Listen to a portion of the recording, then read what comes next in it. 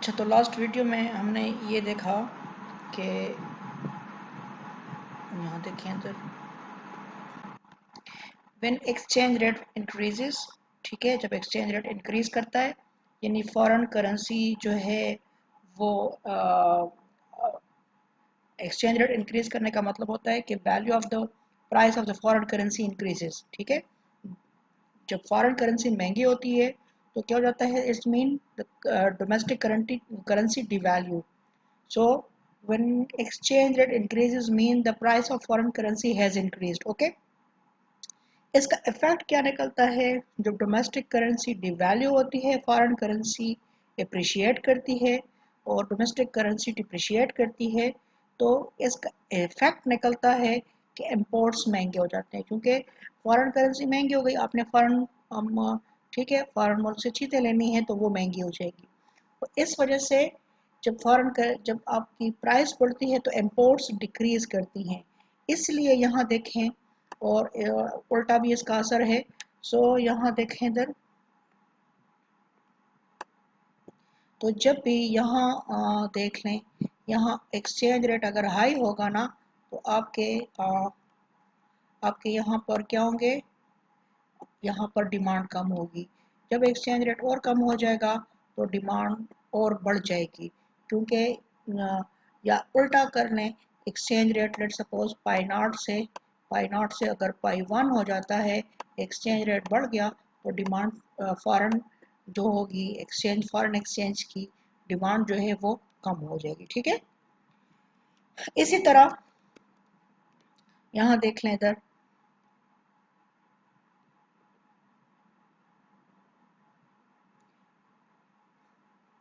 When exchange rate increases, ठीक है, जब एक्सचेंज रेट इंक्रीज करता है the price of foreign currency increases, वही वही वाली बात ऊपर जो हमने कह दी।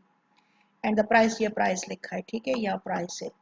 The price of domestic currency decreases, hence for the foreigners domestic product are cheaper.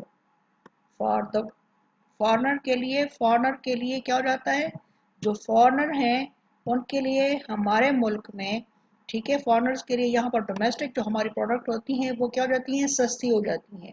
So there is increase in the export and hence the supply of, जब export में इंक्रीज होगी तो सप्लाई आपके मुल्क में डॉलर ज़्यादा आएगा या फॉरेन करेंसी आपके मुल्क में क्या आएगा, ज़्यादा आएगा, ठीक है। इस वजह से ये क्या है, पॉजिटिव स्लोप है, यहाँ पर क्या है, पॉजिटिव रिलेशनशिप है, यानी एक्सचेंज रेट इंक्रीज और यहाँ पर जब एक्सपोर्ट इंक्रीज होगी तो आपके मुल्क में supply of foreign currency foreign exchange क्या आएगा, ज़्यादा आएगा, ठीक है। सो यहाँ पर ये क्या है, पॉजिटिव रिलेशनशिप है। ओके, सो यहाँ पर अगर मैं ड्रॉ करना चाहूँ तो यहाँ पर इसको इस तरह ड्रॉ कर लेंगे, ठीक है। ये यहाँ जहाँ देखें इधर, ये हो जाएगी आप लोगों की सप्लाई का, ठीक है। तो यहाँ पर इसको मैं लिखूंगा डिमांड, डिमांड जो होगी ये हो जाएगी आपकी डिमांड फॉर फॉरेन करेंसी, और ये हो जाएगी सप्लाई फॉर फॉरेन करेंसी, ठीक है, यानी फॉरेन एक्सचेंज हो जाएगी, ठीक है, ये हो गई, ठीक है। तो यहाँ पर जब ये इक्वल हो जाते हैं तो इसको हम कहते हैं जी, यहाँ पर आपका एक्सचेंज रेट डिटरमाइन हो जाएगा, ठीक है। और ये एक्सचेंज रेट जो है ये डिमांड और सप्लाई हो गई। ये जो डिटर्मिनेशन ऑफ एक्सचेंज रेट है इसको हम कहते हैं फ्लोटिंग एक्सचेंज रेट, ठीक है। फ्लोटिंग एक्सचेंज रेट ये होता है कि जब फॉर एग्जांपल अगर आपकी डिमांड फॉर मनी बढ़ गई, फॉर एग्जांपल डिमांड बढ़ गई, यहाँ से ये इंक्रीज कर गई, तो आपका एक्सचेंज रेट क्या हो जाएगा, आपका एक्सचेंज रेट इंक्रीज कर जाएगा, ठीक है। एक्सचेंज रेट क्या कर जाएगा, इंक्रीज कर गया। देखो एक्सचेंज रेट अगर डिमांड बढ़ गई तो एक्सचेंज रेट देखें इधर, ये आपका इंक्रीज कर गया, ठीक है, इंक्रीज कर गया, ओके। एक्सचेंज रेट इंक्रीज कर जाएगा अगर डिमांड बढ़ गई, अगर डिमांड कम हो गई तो एक्सचेंज रेट डिक्रीज कर जाएगा, ठीक है। तो यहाँ पर फ्लोट कर रहा है, ठीक है। तो यहाँ देखें इधर, ये डिमांड फॉर मनी कम हो गई और डिमांड फॉर फॉरेन एक्सचेंज कम हो गई, तो यहाँ देखें यहाँ पर रेट ऑफ एक्सचेंज क्या हो जाएगा, कम हो जाएगा। तो डिमांड के कम होने से फॉरेन एक्सचेंज जो है वो रेट ऑफ एक्सचेंज कम हो जाता है, डिमांड बढ़ने से फॉरेन एक्सचेंज बढ़ जाता है। इसी तरह अगर सप्लाई बढ़ गई, ठीक है, अगर सप्लाई बढ़ जाती है तो आपका रेट ऑफ एक्सचेंज जो है वो क्या हो जाएगा, यहाँ पर डिक्रीज हो जाएगा। इसी तरह अगर सप्लाई ऑफ फॉरेन करेंसी कम हो गई तो एक्सचेंज रेट क्या हो जाएगा, बढ़ जाएगा। तो इसको हम कहते हैं फ्लोटिंग एक्सचेंज रेट। यहाँ पर एक्सचेंज रेट फ्लोट कर रहा है, ठीक है ना। तो इसको फ्लोटिंग एक्सचेंज रेट भी कहते हैं और इसको क्या कहते हैं, फ्लेक्सिबल एक्सचेंज रेट कहते हैं। क्या कहते हैं, फ्लेक्सिबल एक्सचेंज रेट कहते हैं, ठीक है ना। ये यहाँ पर क्या हो जाएगा, जब यहाँ पर सप्लाई बढ़ जाएगी तो यहाँ पर एक्सचेंज रेट चेंज होगी। ये फ्लेक्सिबल एक्सचेंज रेट है, फ्लोट कर रहा है, ठीक है। और यहाँ अगर डिमांड बढ़ गई फॉर एग्जांपल, तो एक्सचेंज रेट आपका क्या हो जाएगा, बदल जाएगा। तो इसको हम कहते हैं क्या, फ्लेक्सिबल एक्सचेंज रेट या फ्लोटिंग एक्सचेंज रेट है, ठीक है। एक्सचेंज रेट फ्लोट कर रहा है, फ्लेक्सिबल है, चेंज कर रहा है। यानी it totally depends on demand and supply of foreign exchange. If the demand of foreign exchange increases, so the exchange rate will increase. If the demand decreases, foreign exchange rate will decrease. If the supply increases, supply increase करेगी जी, तो सब हम exchange rate decreases. If the supply decreases, exchange rate will increase. Okay, so it totally depends on demand and supply. Okay. अब आते हैं यहाँ पर है ये exchange rate determination, flexible exchange rate हो गया, ठीक है। तो फ्लेक्सिबल में यहाँ देखें इधर, यहाँ पर फॉर एग्जांपल ये एक्सचेंज रेट था पाई नॉट, जब सप्लाई ऑफ मनी, जब डिमांड बढ़ गई तो एक्सचेंज रेट आपका पाई 1 हो गया, ठीक है। इसी तरह सप्लाई और डिमांड में कोई भी चेंज कर सकते हैं, ठीक है। यहाँ पर दूसरा एक्सचेंज रेट है exchange rate determination, fix exchange rate. Fix exchange rate ये होता है, ये पहले था ब्रेटन वुड्स सिस्टम में कि एक्सचेंज रेट एक खास फिक्स कर दिया जाता है, ठीक है। और इसको हम कहते हैं द एक्सचेंज रेट, ठीक है। इसको पेगिंग कहते हैं, पेगिंग। पेगिंग है, Brayton would system was pegged exchange rate. Pegged exchange rate mean fix exchange rate, ठीक है। तो ये फिक्स एक्सचेंज रेट है।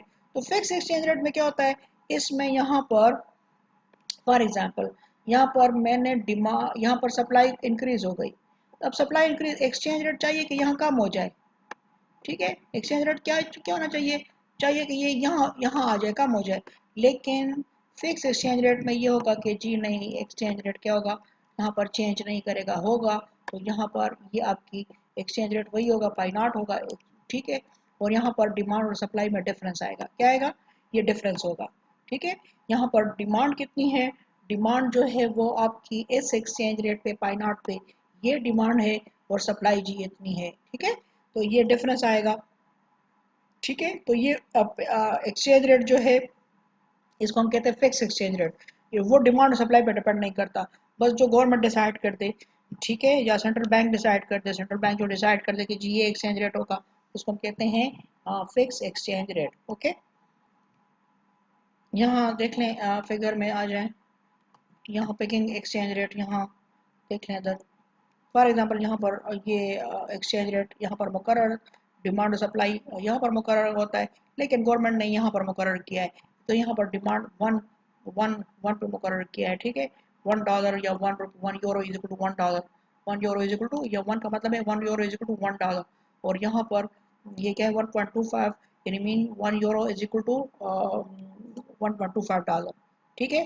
तो यहाँ पर ये दोनों, यहाँ पर एक्सचेंज रेट अगर यहाँ पर मुकर्रर कर, ये फिक्स एक्सचेंज रेट अगर गवर्नमेंट या सेंट्रल बैंक यहाँ मुकर्रर कर दे तो इसको हम कहते हैं फिक्स एक्सचेंज रेट। अब ये डिमांड, आप कहेंगे जी ये तो यहाँ डिमांड सप्लाई तो यहाँ क्रॉस कर रही है, तो फिक्स एक्सचेंज रेट में ये डिपेंड नहीं करता डिमांड और सप्लाई पे, बस गवर्नमेंट एक कर लेती कि जी this is equal to this, ठीक है, ये वैल्यू इसके बराबर है, ठीक है। अच्छा जी, करंट जो आजकल जो एक्सचेंज रेट है उसको हम कहते हैं जी मैनेज्ड फ्लोट। यहाँ मैनेज, इसको क्या कहते हैं, मैनेज फ्लोट सिस्टम, ठीक है। मैनेज्ड फ्लोट, एक तरफ मैनेज है, एक तरफ फ्लोट कर रहा है, एक तरफ ये डिमांड और सप्लाई पे डिपेंड कर, दूसरी तरफ पे सेंट्रल बैंक उसको मैनेज कर रहा है, ठीक है ना। एक साइड पे क्या हो रहा है, एक साइड पे डिमांड एंड सप्लाई पे डिपेंड करता है। डिमांड बढ़ने से रेट ऑफ एक्सचेंज बढ़ेगा, सप्लाई बढ़ने से रेट ऑफ एक्सचेंज कम होगा, एक्सेट्रा एक्सेट्रा। तो जो डिमांड और सप्लाई की थ्योरी होती है, यहाँ पर मैनेज्ड भी होता है, उसको सेंट्रल बैंक मैनेज करता है, ठीक है। अगर डिमांड बढ़ जाती है तो सेंट्रल बैंक इस तरह कोशिश करता है कि उसको कम करने की कोशिश करता है, या सप्लाई ऑफ मनी को बढ़ाने, सप्लाई ऑफ फॉरेन सप्लाई को बढ़ाने की कोशिश करता है, ताकि एक्सचेंज रेट ज़्यादा इंक्रीज डिक्रीज ना हो, ठीक है। तो आजकल जो है वो सिस्टम वो है manage float exchange rate system, ठीक है। Okay, next.